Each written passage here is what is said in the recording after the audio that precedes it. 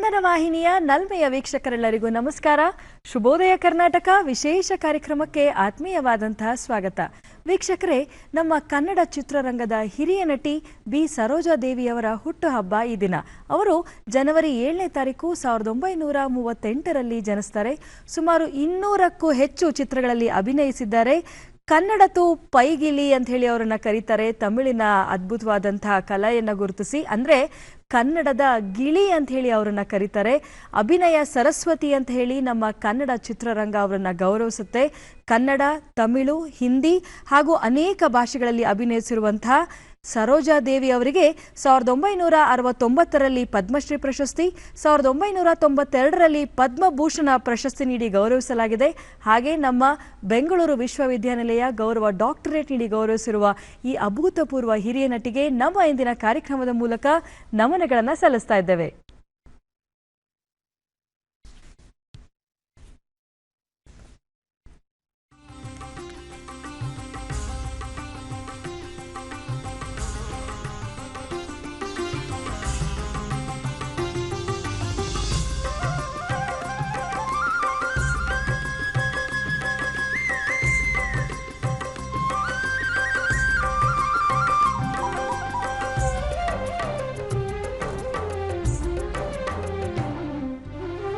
ಮೂಡಲ ಮನೆಯ ಮುಸುಕನು ಸರಿಸಿ ಕಂಗಳ ತೆರೆಸಿದೆ ಶುಭೋದಯ. ಮೂಡಲ ಮನೆಯ ಮುಸುಕನು ಸರಿಸಿ ಕಂಗಳ ತೆರೆಸಿದೆ ಶುಭೋದಯ. ಮನಸ್ಸಿನ ಮಗನು ಮೆಲ್ಲನೆ ಅರಳಿಸಿ ಚಂದನ ವನದಲ್ಲಿ ಗಂಧವತಿಯುತ ಹೊಮ್ಮಿಸಿ ಚಿಮ್ಮುವ ಶುಭೋದಯ. ಶುಭೋದಯ ಕರ್ನಾಟಕ, ಶುಭೋದಯ ಕರ್ನಾಟಕ, ಶುಭೋದಯ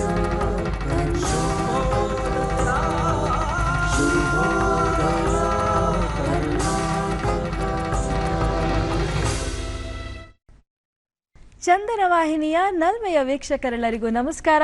ಶುಭೋದಯ ಕರ್ನಾಟಕ ವಿಶೇಷ ಕಾರ್ಯಕ್ರಮಕ್ಕೆ ಆತ್ಮೀಯವಾದಂತಹ ಸ್ವಾಗತ.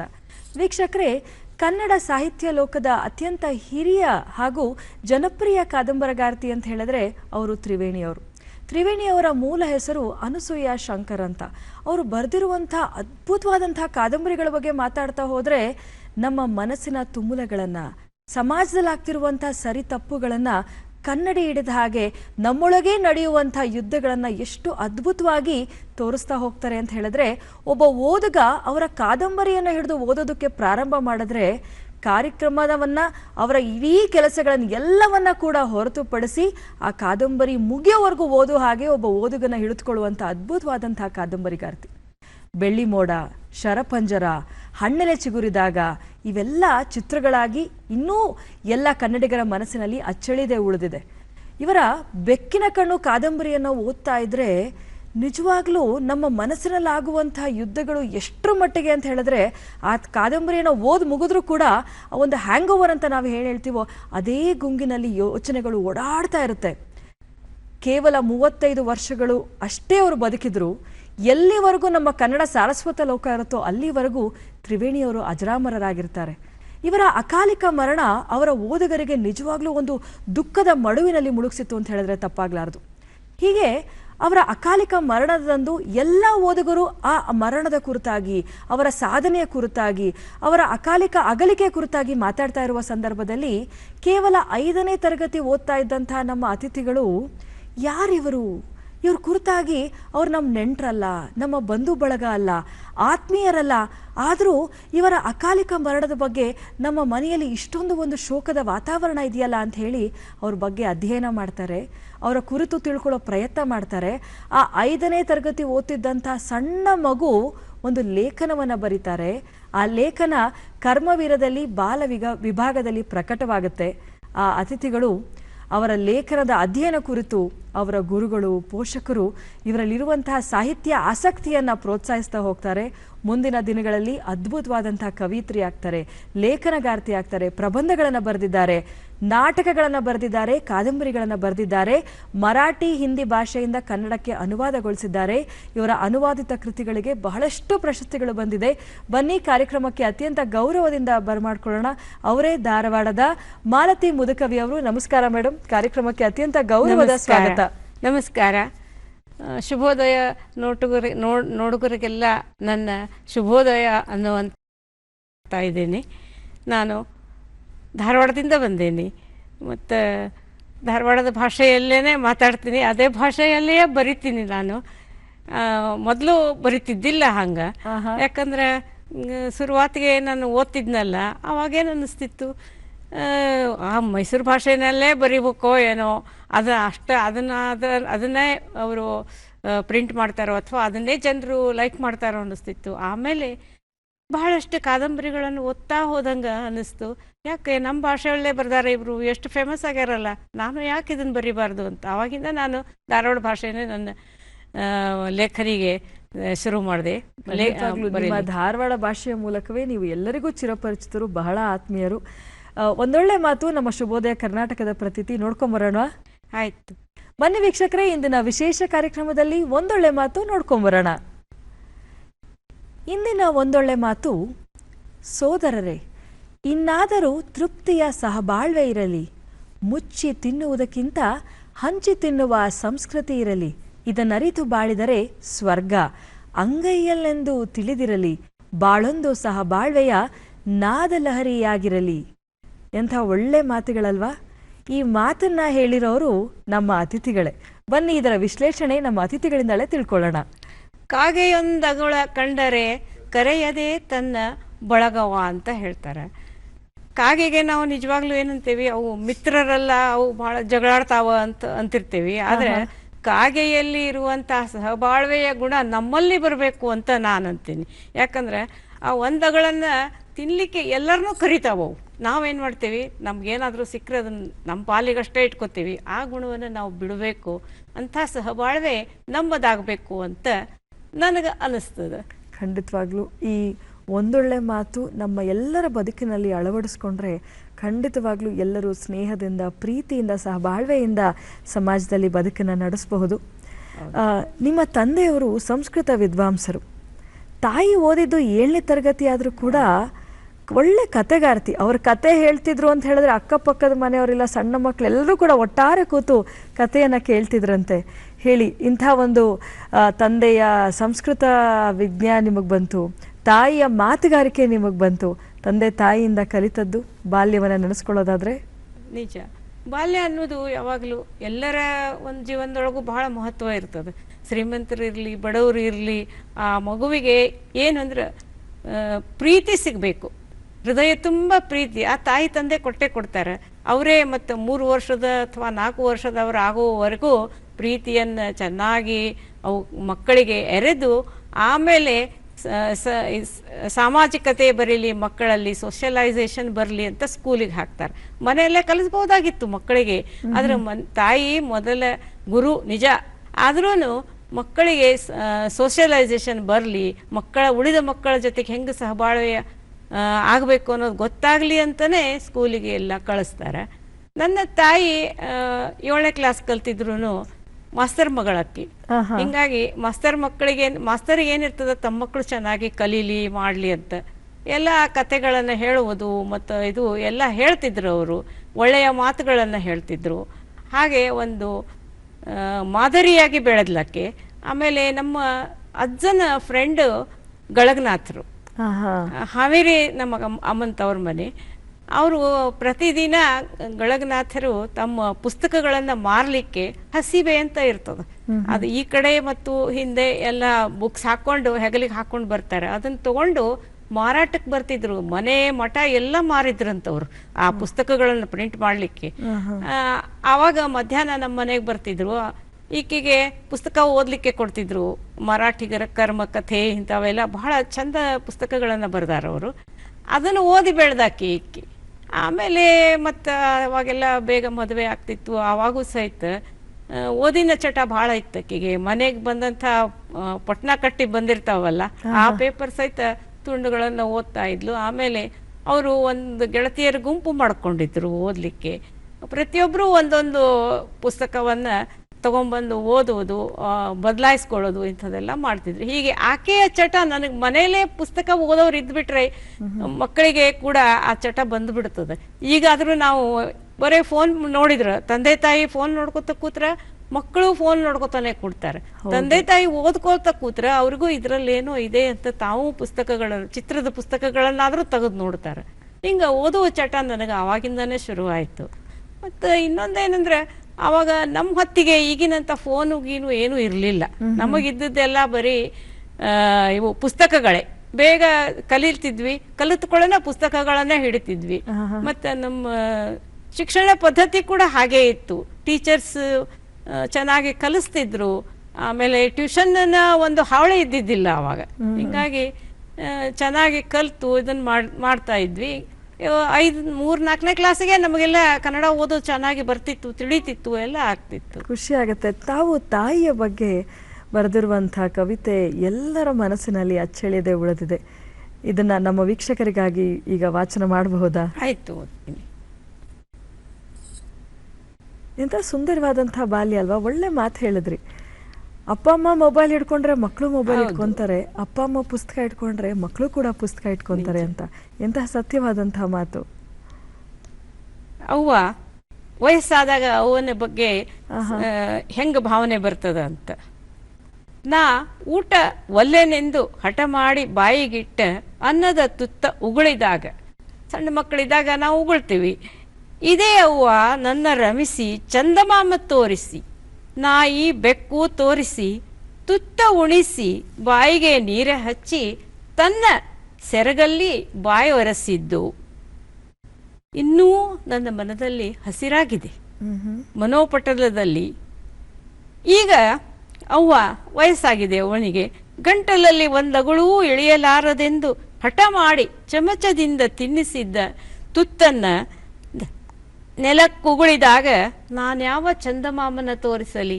ತಾಯಿ ಊಟ ಮಾಡದೆ ಹೋದಾಗ ಮಕ್ಕಳಿಗೆ ಹೆಂಗ ಅನ್ನಿಸ್ತದ ಅಂತ ಅನ್ನುವ ಒಂದು ಭಾವನೆಯನ್ನ ಇಲ್ಲಿ ನಾನು ಹೇಳ್ತೇನೆ.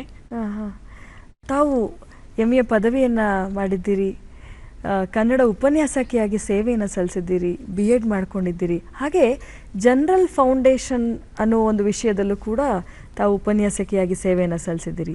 ಈ ಜನರಲ್ ಫೌಂಡೇಶನ್ ಅನ್ನೋ ವಿಷಯ ಹೆಚ್ಚು ಜನರಿಗೆ ಗೊತ್ತಿರಲಿಕ್ಕಿಲ್ಲ, ಅದರ ಕುರಿತಾಗಿ ತಿಳಿಸ್ಕೊಡಿ ಮೇಡಮ್. ಜನರಲ್ ಫೌಂಡೇಶನ್ ಅಂದ್ರೆ ಈಗ ನಮ್ದು ಪ್ರೊಫೆಷನಲ್ ಕೋರ್ಸಸ್ನಲ್ಲಿ ಕಲಿಸ್ತಾ ಇದ್ದೆ ನಾನು. ಅವರು ಈ 2 ವರ್ಷ ಈ ಎಕ್ಸ್ರೇ ಇದು ಇರಲಿ, ಆಮೇಲೆ ಲ್ಯಾಬ್ ಟೆಕ್ನಿಷಿಯನ್ ಕೋರ್ಸ್ ಇರಲಿ, 2 ವರ್ಷ ಮುಗಿದ ಮೇಲೆ ಅವರು ತಮ್ಮದೇ ಲ್ಯಾಬ್ ಹಾಕಬೇಕು. ಹಾಗೆ ಅವ್ರನ್ನ ಏಬಲ್ ಮಾಡಿ ಕಳಿಸ್ಬೇಕಾಗ್ತದೆ ಹೊರಗೆ ಕಳಿಸ್ಬೇಕಾದ್ರೆ. ಆಮೇಲೆ ಎಕ್ಸ್ರೇ ಟೆಕ್ನಿಷಿಯನ್ ಕೂಡ ತಮ್ಮದೇ ಒಂದು ಇದನ್ನು ಹಾಕೊಳ್ಳಿಕ್ಕೆ ಬರ್ತದೆ. ಇಂಥದ್ದು ಒಂದು ಇದರಲ್ಲಿ ಕಲಿಸ್ತಾ ಇದ್ದೆ. ಆವಾಗ ಅದಕ್ಕೆ ಏನೇನು ಬೇಕು, ಬಂಡವಾಳ ಹೆಂಗೆ ಇದನ್ನು ಮಾಡ್ಕೋಬೇಕು, ಏನೇನು ಯಾವ್ಯಾವುದಕ್ಕೆ ಬಂಡವಾಳ ಬೇಕಾಗ್ತದೆ ಅನ್ನೋದು ಮೊದಲನೇ ಪಾಠ. ಅದರಲ್ಲಿ ಜಾಗ ಹಿಡಿಲಿಕ್ಕೆ ಬೇಕಾಗ್ತದೆ, ಅಥವಾ ದೊಡ್ಡದಾಗಿ ನಾವು ಸ್ಟಾರ್ಟ್ ಮಾಡಬೇಕಾದ್ರೆ ಒಂದು ಖಾಲಿ ಜಾಗವನ್ನು, ನಿವೇಶನವನ್ನು ತಗೋಬೇಕಾಗ್ತದೆ. ಸ್ಟಾರ್ಟಿಂಗಿಗೆ ಹಣ ಇರುವುದಿಲ್ಲ ಭಾಳಷ್ಟು ಹಾಕಲಿಕ್ಕೆ, ದೊಡ್ಡ ಬಿಲ್ಡಿಂಗ್ ಕಟ್ಟಲಿಕ್ಕೆ ಆಗೋದಿಲ್ಲ. ಆವಾಗ ನಾವೇನು ಮಾಡಬೇಕು, ಒಂದು ಶೆಡ್ಡು, ತಗಡಿನ ಶೆಡ್ ಹಾಕ್ಲಿಕ್ಕೆ ಎಷ್ಟು ಖರ್ಚು ಬರ್ತದೆ, ಆಮೇಲೆ ಅವೆಲ್ಲ ಏನೇನು ಸಾಮಾನು ಬೇಕಾಗ್ತಾವಲ್ಲ, ವಸ್ತುಗಳು ಬೇಕಾಗ್ತಾವ, ಅವು ಲೀಸ್ಟ್ ಅಗದಿ ಯಾವುದು ಬೇಕೇ ಇರ್ತದೆ, ಅಗತ್ಯ ಇರ್ತದೆ, ಅದನ್ನಷ್ಟೇ ತಗೋಬೇಕಾಗ್ತದೆ.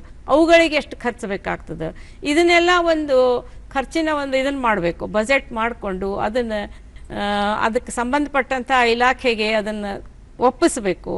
ಆಮೇಲೆ ಅವರು ನಮಗೆ ಸಾಲ ಕೊಡ್ತಾರೆ, ಸಾಲ ತೆಗಿಲಿಕ್ಕೆ ಏನೇನು ಮಾಡಬೇಕು ಅನ್ನೋದು. ಆಮೇಲೆ 1ನೇ ವರ್ಷ ಸ್ಟಾರ್ಟ್ ಆಯಿತು, ಅದ್ರದ್ದೆಲ್ಲ ಲೆಕ್ಕ ಬರಿಬೇಕು. ಯಾವುದಕ್ಕೆ ನಾವು ಖರ್ಚಾಯಿತು, ಯಾವುದಕ್ಕೆ ನಮ್ಗೆ ದುಡ್ಡು ಬಂತು ಅಂತ. ಆ ದುಡ್ಡು ಬಂದದ್ರಲ್ಲಿ ಮುಂದಿನ ವರ್ಷಕ್ಕೆ ಹೆಚ್ಚಿನ ಸಾಮಾನು ಕೊಂಡ್ಲಿಕ್ಕೆ ಒಂದಿಷ್ಟು ಹಣ ತೆಗೆದಿಡಬೇಕು.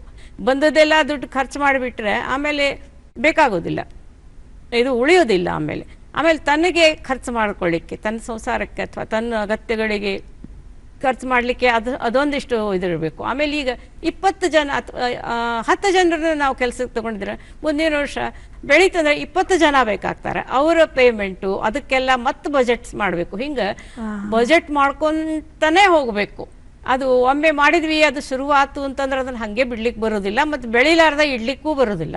ಹಿಂಗೆ ದೊಡ್ಡ ಮನುಷ್ಯ ಹೆಂಗಾಗಬೇಕು ಅನ್ನೋದನ್ನ ಹೇಳ್ಕೊಡ್ತಿದ್ವಿ. ಆಮೇಲೆ ಪರಿಸರದ ಬಗ್ಗೆ, ಪರಿಸರದಲ್ಲಿ ಸಿಗುವಂಥ ವಸ್ತುಗಳನ್ನು ಹೆಂಗೆ ಯೂಸ್ ಮಾಡ್ಕೋಬೇಕು, ಪರಿಸರವನ್ನು ಹೆಂಗೆ ಉಪಯೋಗ ಮಾಡ್ಕೋಬೇಕು, ಆಮೇಲೆ ಕೆಡಿಸಬಾರ್ದು ಯಾವ ಥರ. ಈಗ ನಮ್ಮ ಕಾರ್ಖಾನೆಗಳನ್ನು ಏನೋ ಸ್ಟಾರ್ಟ್ ಮಾಡಿಬಿಟ್ರೆ ಪರಿಸರದ ಇದು ಹಾಳಾಗ್ಬಿಡ್ತದೆ ಪರಿಸರ. ಅದರ ನೀರು ಅದು ಎಲ್ಲ ವಸ್ತುಗಳು, ತ್ಯಾಜ್ಯ ವಸ್ತುಗಳನ್ನೆಲ್ಲ ಹೊರಗೆ ಬಿಡ್ತೇವಲ್ಲ, ಅದನ್ನು ಹೆಂಗೆ ನಾವು ಸರಿಯಾಗಿ ಇಟ್ಕೋಬೇಕು, ಏನೂ ವಿಚಾರ ಮಾಡಬೇಕು, ನಮ್ಮ ಒಂದು ಕಂಪನಿಯ ಬಗ್ಗೆನೂ ವಿಚಾರ ಮಾಡಬೇಕು ಅಂತ ಹೇಳ್ಕೊಡ್ತಿದ್ವಿ. ಅದರೊಳಗೆ ನಾಗರಿಕತೆ ಬೆಳೆದ ಹಾಗೆ ನಮ್ಮ ಸಮಾಜದ ನಮ್ಮ ಜವಾಬ್ದಾರಿಗಳನ್ನು ಕೂಡ ಯಾವ ರೀತಿ ನಿಭಾಯಿಸ್ಕೊಂಡು ಹೋಗಬೇಕು ಅನ್ನೋದು ಹೇಳ್ತಾರೆ ನೋಡಿ. ಗದ್ಯದ ಒಂದು ವಿಚಾರಗಳನ್ನು ಎಷ್ಟು ತಿಳ್ಕೊಳ್ತೀವೋ ಪ್ರಾಯೋಗಿಕವಾಗಿ ನಮಗೆ ಅಷ್ಟೇ ಜ್ಞಾನ ಇದ್ದಾಗ ಮಾತ್ರ ನಾವು ಮಾಡುವಂಥ ಕೆಲಸ ಸಮಾಜಕ್ಕೆ ಪೂರಕವಾಗಿ ಆರ್ಥಿಕವಾಗಿ ನಾವು ಬೆಳೆಯೋದಕ್ಕೆ ಸಾಧ್ಯ ಅನ್ನೋದಕ್ಕೆ ಈ ವಿಷಯ ನಿಜವಾಗ್ಲೂ ಎಲ್ಲ ವಿದ್ಯಾರ್ಥಿಗಳು ಓದಲೇಬೇಕಾದಂಥ ವಿಷಯ ಆಗಿತ್ತು.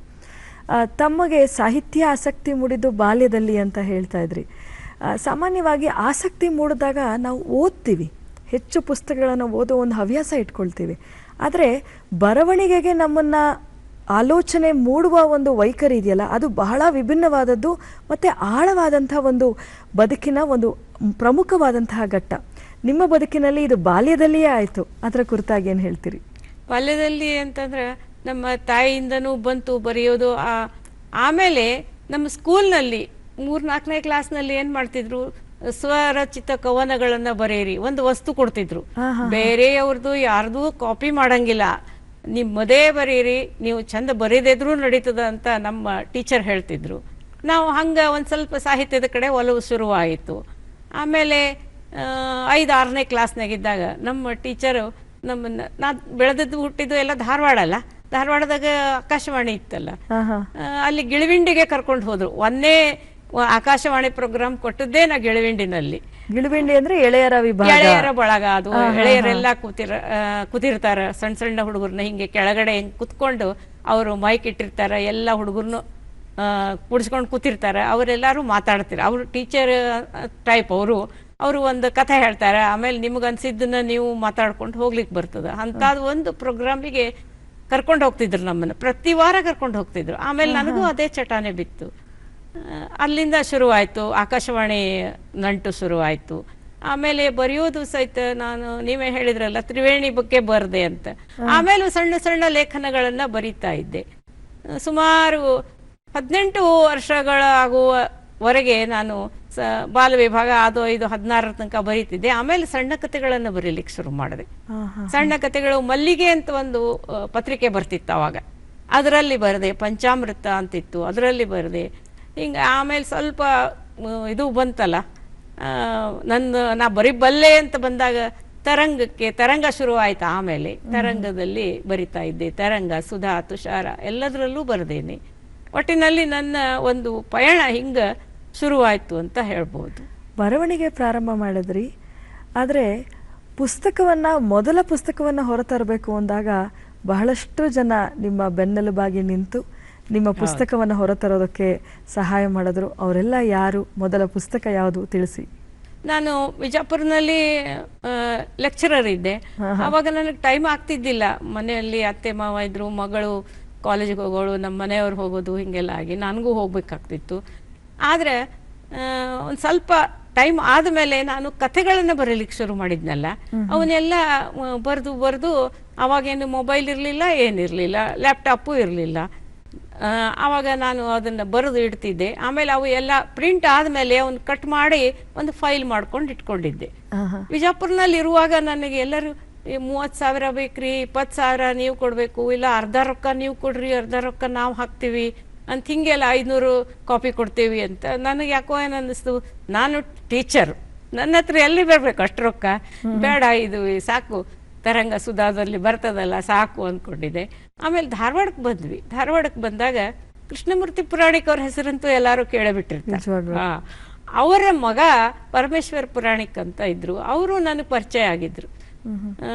ಅವರು ಏನು ಹೇಳಿದರು, ಒಂದು ಗ್ರೂಪ್ ಇದೆ ಇಲ್ಲಿ, ಈ ಗ್ರೂಪ್ನಾಗ ಸೇರ್ಕೊ, ನೀನು ಬರೀತಿದ್ದಿ, ಅವರು ಬರೀತಾರೆ. ಅವರು ನನಗೆ ಅಣ್ಣ ಇದ್ದಂಗಿದ್ರು, ಹೇಳಿದ್ರು ಅವರು. ಆಮೇಲೆ ಅಲ್ಲಿ ಪರಿಚಯ ಮಾಡಿಕೊಟ್ರು. ಒಂದು 8-10 ಎಲ್ಲ ಸಾಹಿತ್ಯಾಸಕ್ತರು ಇದ್ರಲ್ಲಿ. ಆಮೇಲೆ ನನ್ನ ಮೇಲೆ ಬಹಳಷ್ಟು ಪರಿಣಾಮ ಬೀರಿದ್ದು ಅಂದರೆ ಶುಭದಾ ಅಮ್ಮಿನ ಭಾವಿ ಅಂತ. ಒಳ್ಳೆಯ ಸ್ನೇಹಿತೆ ಆಕೆ ಇಲ್ಲ ಈಗ ಆ್ಯಕ್ಚುಲಿ. ಆದ್ರೂ ಅಂಥ ಸ್ನೇಹಿತೆಯನ್ನು ಪಡೀಲಿಕ್ಕೆ ಪುಣ್ಯ ಮಾಡಿರ್ಬೇಕು. ಆಕೆ ಹೇಳ್ತಿದ್ಲು, ನೀನು ಬರೀ ಮರಾಠಿಯಲ್ಲಿ ನಾನು ಅನುವಾದ ಮಾಡಬೇಕಾದ್ರೆ ನೀನು ಕಳಿಸು ಪ್ರಿಯಾಂಕ ಪತ್ರಿಕೆಗೆ, ನಾನು ಕಳಿಸೋದು ಬೇಡ.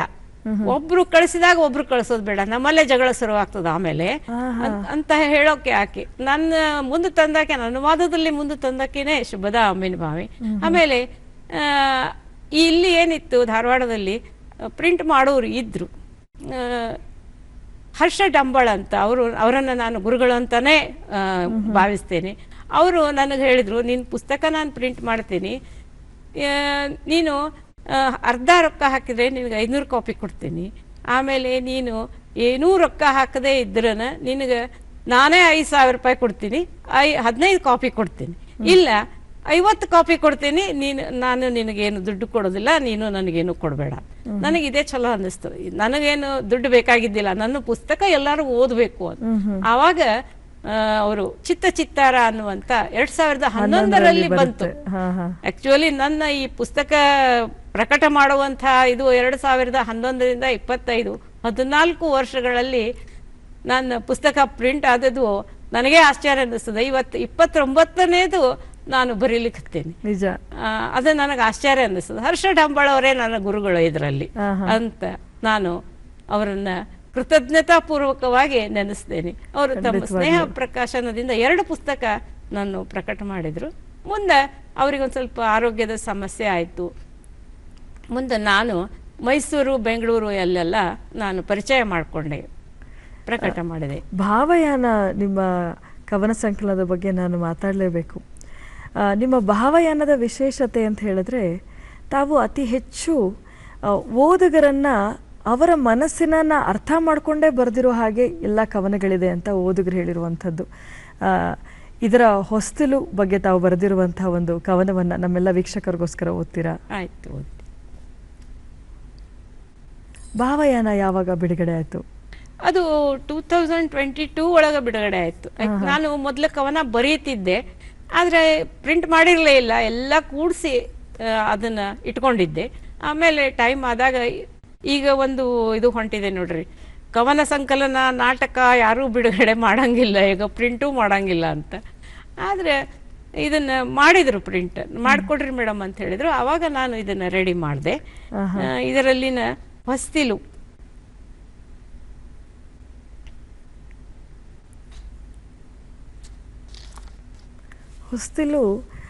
ಹಾಗೆ ತಮ್ಮ ಬಹಳಷ್ಟು ಕವನಗಳಲ್ಲಿ ವಿಶೇಷತೆ ಅಂತ ಹೇಳಿದ್ರೆ ಫಿಲಾಸಫಿಕಲ್ ಆಗಿ ತಾವು ಬರಿತೀರಿ ಅಂತ ನಿಮ್ಮ ಸ್ನೇಹಿತರ ಬಳಗ ಹೇಳಿದ್ದಾರೆ. ಫಿಲಾಸಫಿಕಲ್ ಆಗಿ ಕೂಡ ಮನುಜನ ಕುರಿತಾಗಿ ತಾವು ಬರೆದಿರುವಂಥ ಕವಿತೆ ಕೂಡ ಬಹಳ ಇಷ್ಟ. ನಿಮ್ಮ ಆಪ್ತರೊಬ್ಬರು ಹೇಳಿದ್ದು, ಮನುಜನ ಕುರಿತಾಗಿ ಬರೆದಿರೋ ಕವಿತೆನೂ ತಾವು ಓದಿಸ್ಲೇಬೇಕು ಅಂತ. ಹೊಸ್ತಿಲು ಎಲ್ರಿಗೂ ಇಷ್ಟವಾದದ್ದು, ಯಾವುದನ್ನು ಓದ್ತೀರಿ? ಆಯ್ತು.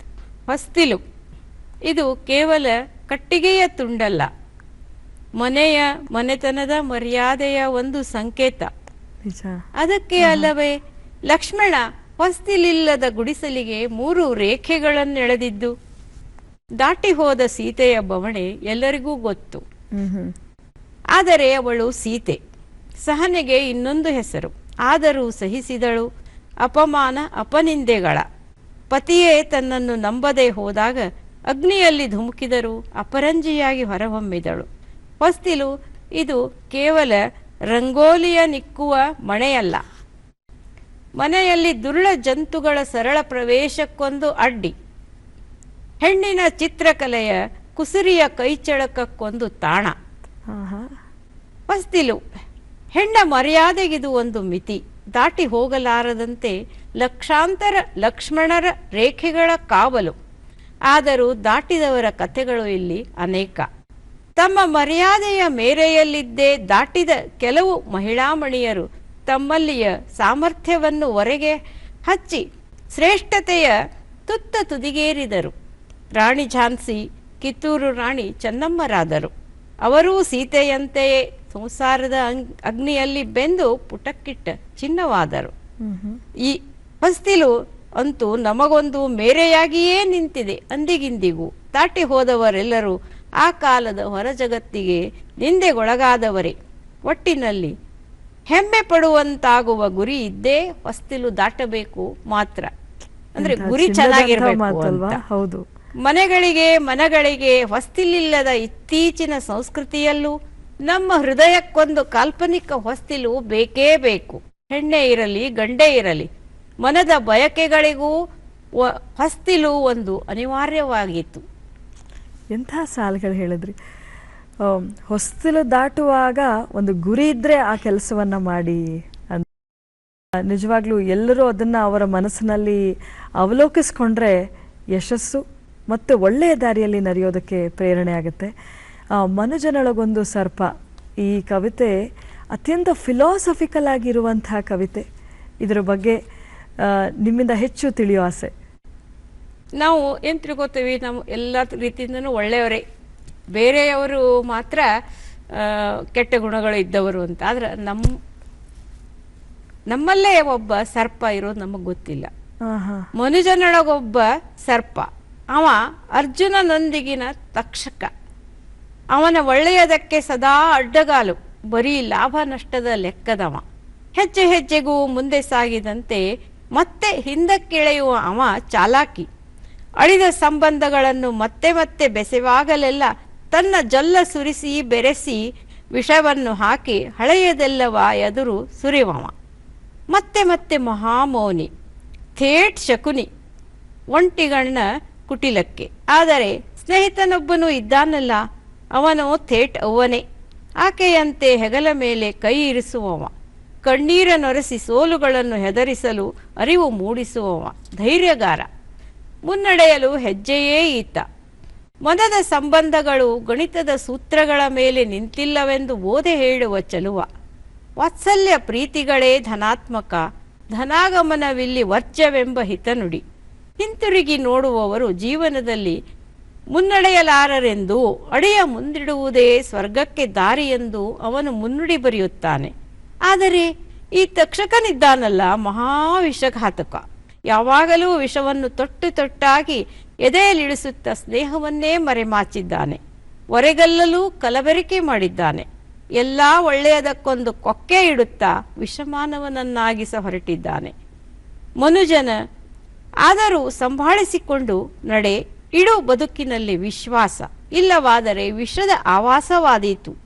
ಮನುಜನೊಳಗೊಂದು ಸರ್ಪದ ಕಾರ್ಕೋಟಕದ ಉಸಿರು. ಇದು ಅಡಗುವವರೆಗೂ ಇದರ ಆಟ.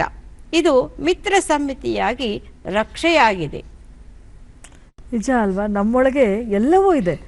ಒಳ್ಳೆಯ ಆಲೋಚನೆಗಳು ಇದೆ, ಕೆಟ್ಟ ಆಲೋಚನೆಗಳು ಕೂಡ ಬೇಡವೆಂದ್ರೂ ಅದು ಬರ್ತಾನೆ ಇರುತ್ತೆ.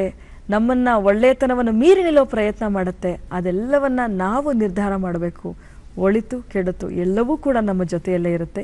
ವೀಕ್ಷಕರೇ, ನೀವು ಯೋಚನೆ ಮಾಡ್ತಾ ಇರಿ, ಹಂಸಕ್ಷೀರ ನ್ಯಾಯದ ಹಾಗೆ ಒಳ್ಳೆಯದನ್ನಷ್ಟೇ ಹಿರ್ಕೊಳ್ಳೋ ಒಂದು ಹಂಸವಾಗಿ ನಾವೆಲ್ಲರೂ ಬೆಳೆಯೋಣ ಅಂತ ಹೇಳ್ತಾ ಒಂದು ಪುಟ್ಟ ವಿರಾಮ, ಮತ್ತೆ ಭೇಟಿ ಆಗ್ತೀವಿ.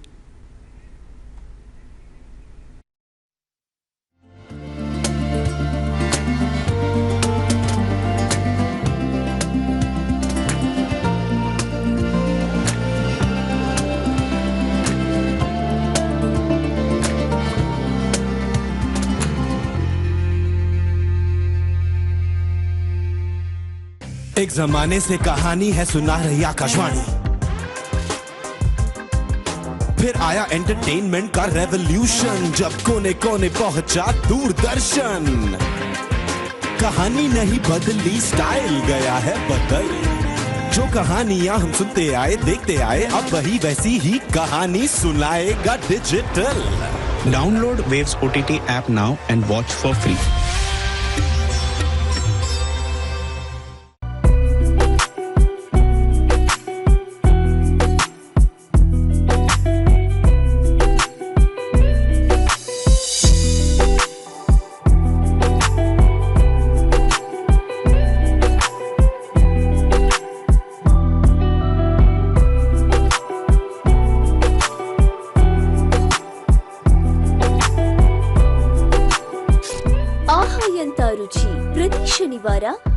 ಮಧ್ಯಾಹ್ನ 3 ಗಂಟೆಗೆ.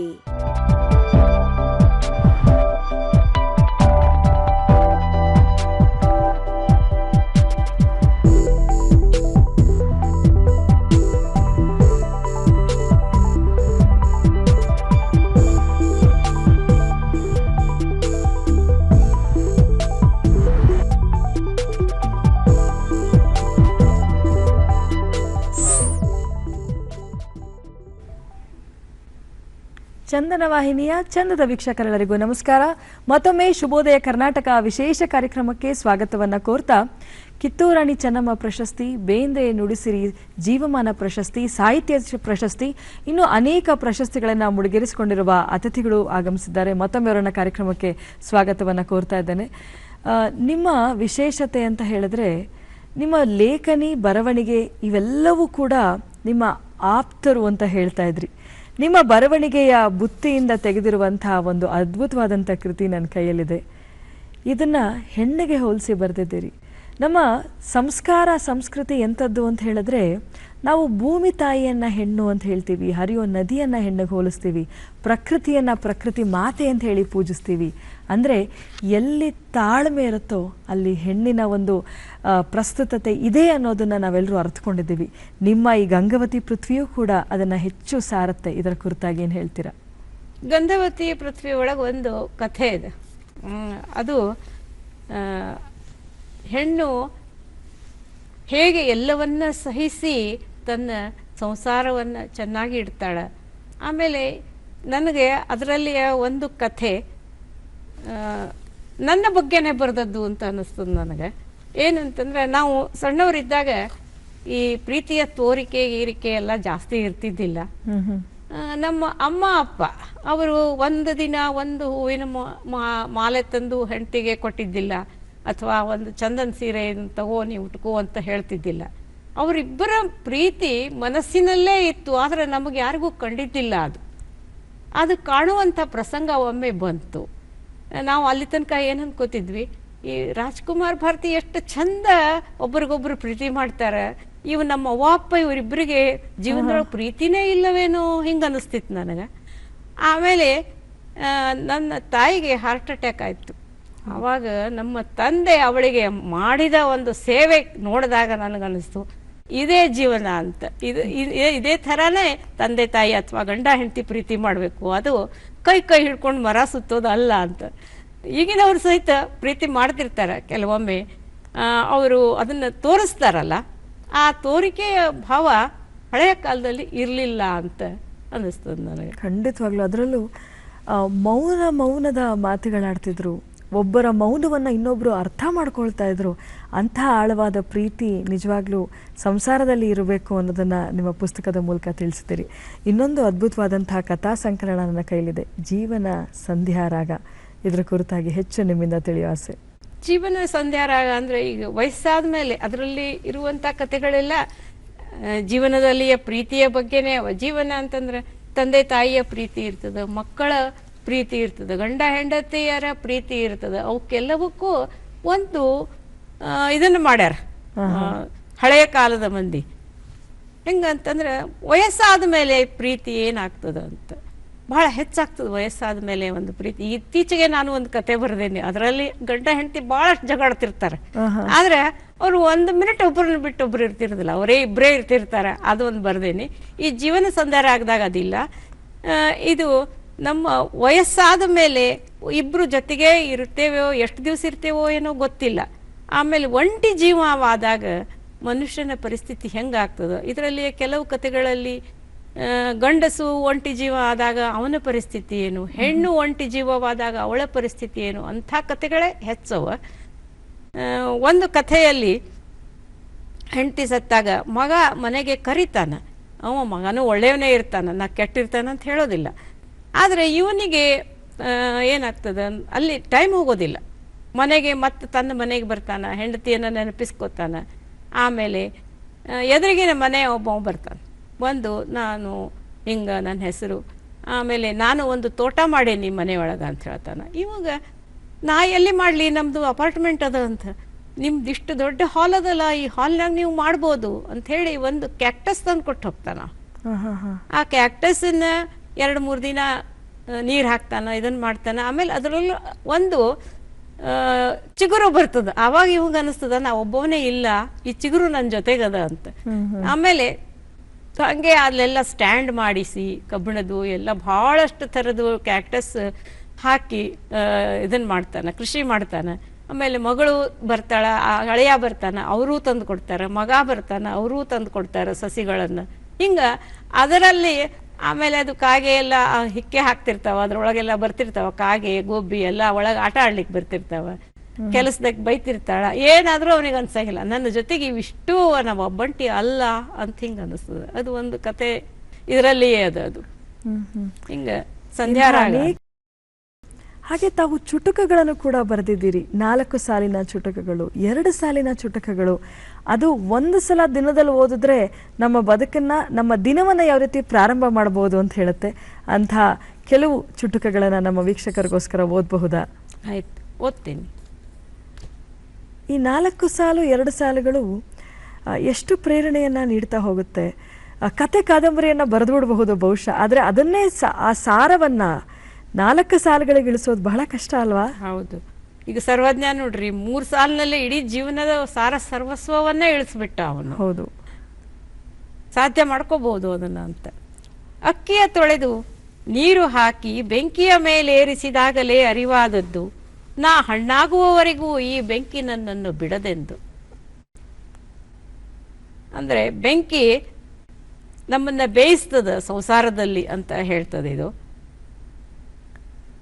ಆಮೇಲೆ ಸಾಹಿತ್ಯ ಪ್ರೀತಿಯ ಬಗ್ಗೆ ಒಂದು ಕವನ ಬರೆದೇನೆ, ಚುಟುಕು. ಸಾಹಿತ್ಯ ಪ್ರೀತಿಯದು ಸಂಗ್ರಹಕ್ಕೆ ಸೀಮಿತವಾದಾಗ ಅಲಮಾರಿ ಶ್ರೀಮಂತವೆನಿಸುವುದು. ಸಾಹಿತ್ಯ ಪ್ರೀತಿಯದು ಓದಿನಾಗರವಾಗಿ ಮನಸ್ಸು ಸಿರಿವಂತನಾಗುವುದು ಅಂತ. ನಿಜ ಅಲ್ವಾ?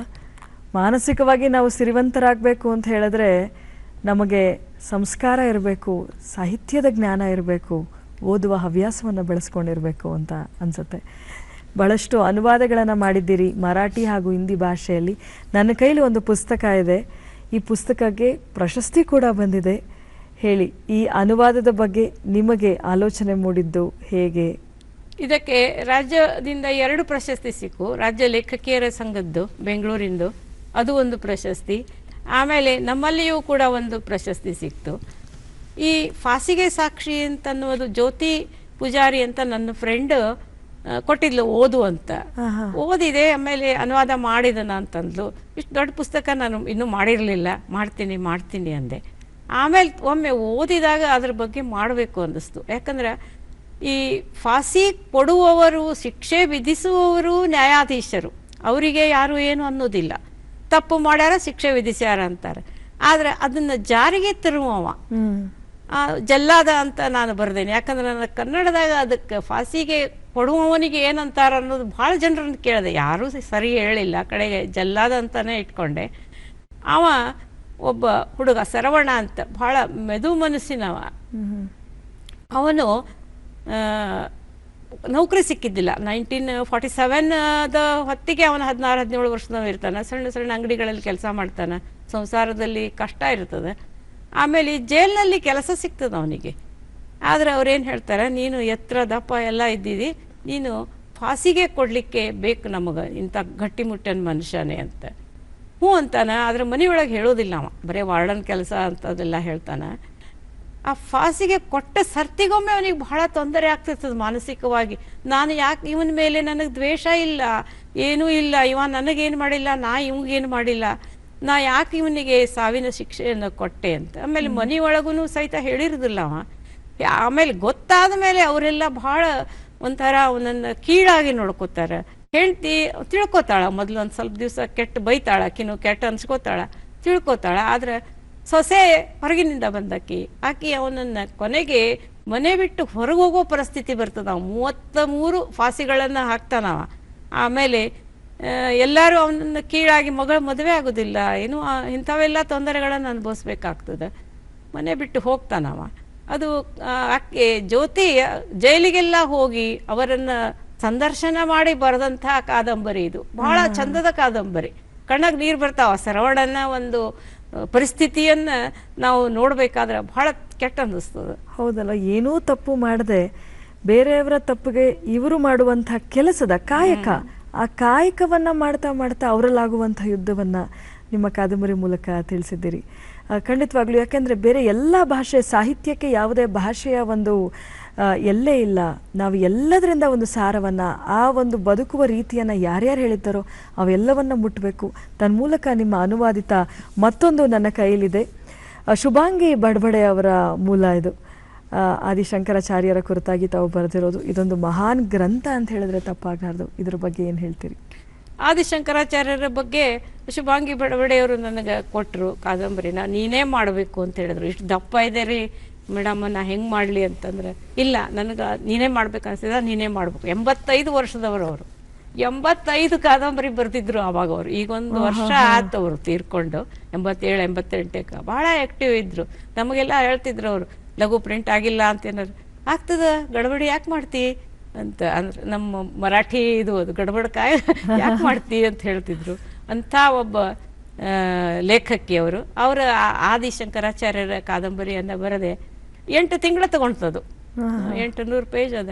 ಆದ್ರೆ ಬಹಳ ಸುಂದರವಾದ ಕಾದಂಬರಿ. 32 ವರ್ಷದ ಒಳಗೆ, ತಮ್ಮ ಜೀವನದ 32 ವರ್ಷದೊಳಗೆ ಅವರು ಸಾಧನೆ ಮಾಡಿದ್ದು ನೋಡಿದ್ರೆ ಬಹಳ ಗ್ರೇಟ್ ಅನ್ನಿಸ್ತದೆ. ಆಮೇಲೆ ಎಲ್ಲ ಕಡೆ ಇಡೀ ಭಾರತವನ್ನು 3 ಸರ್ತಿ ತಿರುಗಾಡಿದ್ರು ಅವರು. ಅದು ಕಾಲ್ನಡಿಗೆಯಿಂದ. 8ನೇ ವರ್ಷದವ್ರು ಇದ್ದಾಗ, ಅದು ಸ್ಟಾರ್ಟಿಂಗೇ 8ನೇ ವರ್ಷದವ್ರು ಇದ್ದಾಗಿಂದ ಶುರು ಆಗ್ತದೆ ಅದು ಕಾದಂಬರಿ. ಬಹಳ ಒಂಥರ ಅನಿಸ್ತ, ಆ ಮಗುವಿನ ಕಾಲು ಹೆಂಗಾಗಿದ್ವು ಏನು ಅಂತ. ಆಮೇಲೆ ಸನ್ಯಾಸ ಸ್ವೀಕಾರ ಮಾಡಿದ್ದು. ಆಮೇಲೆ ಅದ್ವೈತವನ್ನು ಅವರು ಹೇಳಿದ್ರು.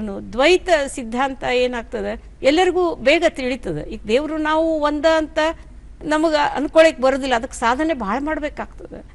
ಆದ್ರೆ ದ್ವೈತದೊಳಗೆ ಏನಿರ್ತದೆ, ದೇವರ ಮೂರ್ತಿಯನ್ನು ನೋಡಿ ನಾವು ಕೈ ಮುಗಿತೇವೆ, ದೇವರೇ ನಮ್ಮನ್ನು ಕಾಪಾಡಪ್ಪ ಅಂತೇವಿ. ಹಿಂಗೆ ಅದ್ವೈತ ಅನ್ನುವಂಥದ್ದು ಮನುಷ್ಯನಿಗೆ ಭಕ್ತಿ ಮಾರ್ಗದಲ್ಲಿ ಬಹಳ ಅನುಕೂಲ ಆಗ್ತದ ಅಂತ ಅವರು ಹೇಳ್ಕೊಟ್ರು ಶಂಕರಾಚಾರ್ಯರು. ಖಂಡಿತವಾಗ್ಲು ನಿತ್ಯ ಜೀವನದಲ್ಲಿ ಭಗವದ್ಗೀತೆ ಸರ್ವಕಾಲಕ್ಕೂ ಅನ್ವಯವಾಗುವಂತಹ ಪುಸ್ತಕ. 200-300 ವರ್ಷಗಳ ಕಳೆದು ನಾವು ಭಗವದ್ಗೀತೆಯನ್ನು ಓದೋದಕ್ಕೆ ಪ್ರಾರಂಭ ಮಾಡಿದ್ರು, ಅಲ್ಲಿ ಆ ವರ್ಷದಲ್ಲಿ ವಾಸ ಮಾಡೋರ್ಗೂ ಕೂಡ ಇದು ನನಗೆ ಅನ್ವಯವಾಗುವಂಥದ್ದು, ನಮ್ಮ ಸಮಾಜಕ್ಕೆ ಅನ್ವಯವಾಗುವಂಥದ್ದು. ಅಂಥ ನೀತಿ ಪಾಠಗಳಿಂದ ಕೂಡಿರುವಂಥ ಭಗವದ್ಗೀತೆ ನಿತ್ಯ ಜೀವನದಲ್ಲಿ ಎಲ್ಲರೂ ಯಾವ ರೀತಿ ಅಳವಡಿಸ್ಕೊಳ್ತಾ ಇದ್ದಾರೆ, ಅಥವಾ ಸುಲಭವಾಗಿ ಯಾವ ರೀತಿ ಅಳವಡಿಸ್ಕೊಳ್ಳೋದಕ್ಕೆ ಸಹಾಯವಾಗಬೇಕು ಅಂತ ನಿಮ್ಮ ಕೃತಿ ಹೇಳುತ್ತೆ. ಅದ್ರ ಬಗ್ಗೆ ಏನು ಹೇಳ್ತೀರಾ?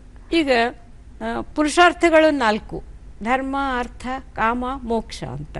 ಮೋಕ್ಷ ಅಂದ್ರೆ ನಾವೇನು ತಿಳ್ಕೊತೀವಿ, ಸತ್ತು ಹೋದ್ಮೇಲೆ ನಮ್ಗೆ ಮತ್ತೊಂದು ಜನ್ಮ ಇರಬಾರ್ದು ಅಂತ ಅಲ್ಲ. ಅದು ಇದರಲ್ಲಿ ಏನು ಹೇಳ್ತದಂತಂದ್ರೆ, ನಾವು ಒಂದು ನಮ್ಮ ಕಾರ್ಯಕ್ಕೆ ಒಳ್ಳೆಯ ಒಂದು ಪರಿಣಾಮವನ್ನು ಪಡಿತೇವಲ್ಲ, ಅದೇ ಮೋಕ್ಷ ಅಂತ. ಈ ಧರ್ಮ ಮೋಕ್ಷಗಳ ನಡುವೆ ಅರ್ಥ ಕಾಮಗಳು ಬರ್ತಾವೆ. ಅರ್ಥ ಅಂದ್ರೆ ಈಗ ನಾವು ಹಣವನ್ನು ಗಳಿಸುವುದು.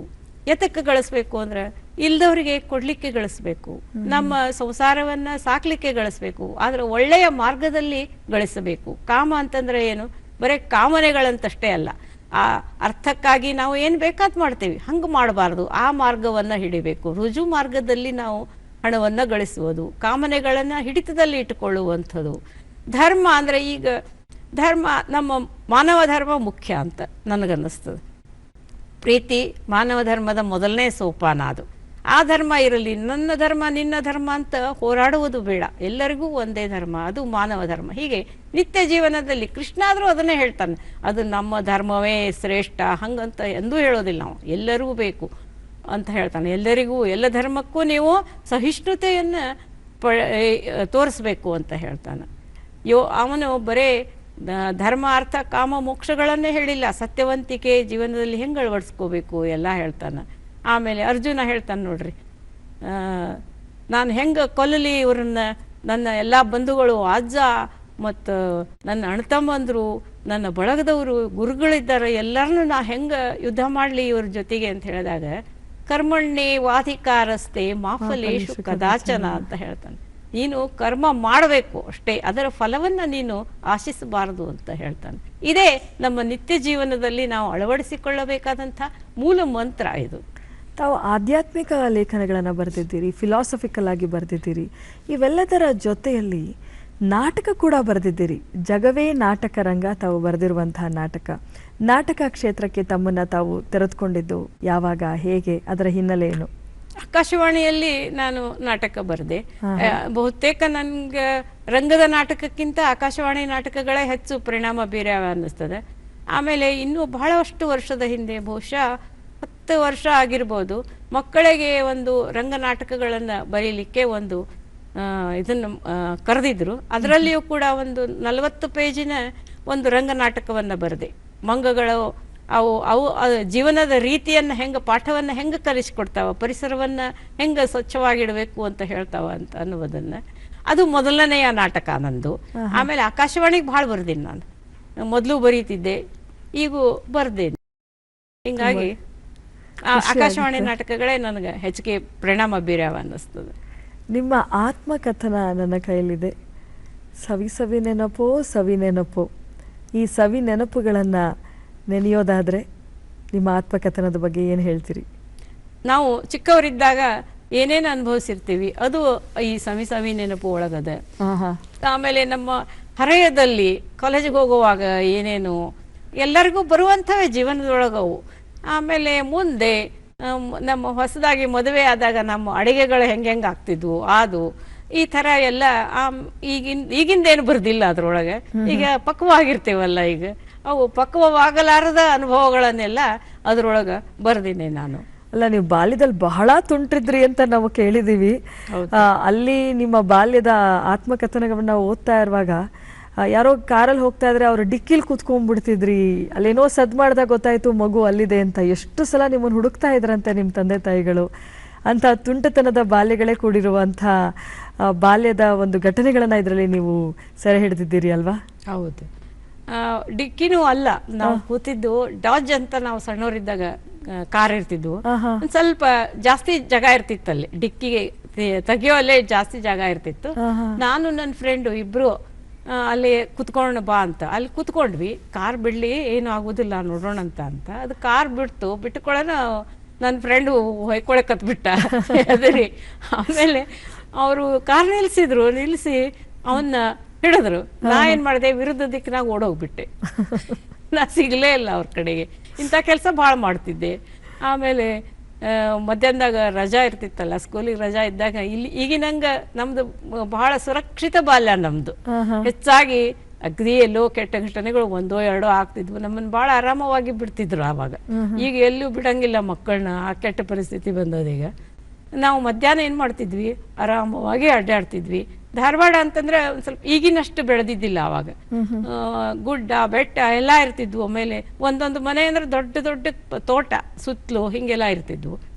ಆಮೇಲೆ ನಮ್ಮ ಗೆಳತಿಯ ಅಕ್ಕನ ಮದುವೆ ಇದು ಗೊತ್ತಾಗಿತ್ತು. ಆವಾಗ ನಾವೆಲ್ಲ ಗೆಳತಿಯರೆಲ್ಲ ಏನ್ ಮಾಡಿದ್ವಿ, ಹೊರಗೆ ಪೇರ್ಲಣ್ಣು ಕಿತ್ಲಿಕ್ಕತ್ತಿದ್ವಿ ಗಿಡದಾಗ. ಒಬ್ಬ ಅಕ್ಕಿನ ಏನು ಪಿಯಾನ್ಸಿ ಇದ್ನಲ್ಲ, ಅಂದ್ರೆ ಮುಂದೆ ಮದುವೆ ಅವ ಏನ್ ಮಾಡ್ದ, ಒಂದು ಕಲ್ಲಿನೊಳಗೆ ಪೇಪರ್ನೊಳಗೆ ಕಲ್ಲು ಸುತ್ತಿ ಹಿಂಗೆ ಒಗದ ಅಕ್ಕಿಗೆ, ಆ ಗೆಳತಿ ಅಕ್ಕಗೆ.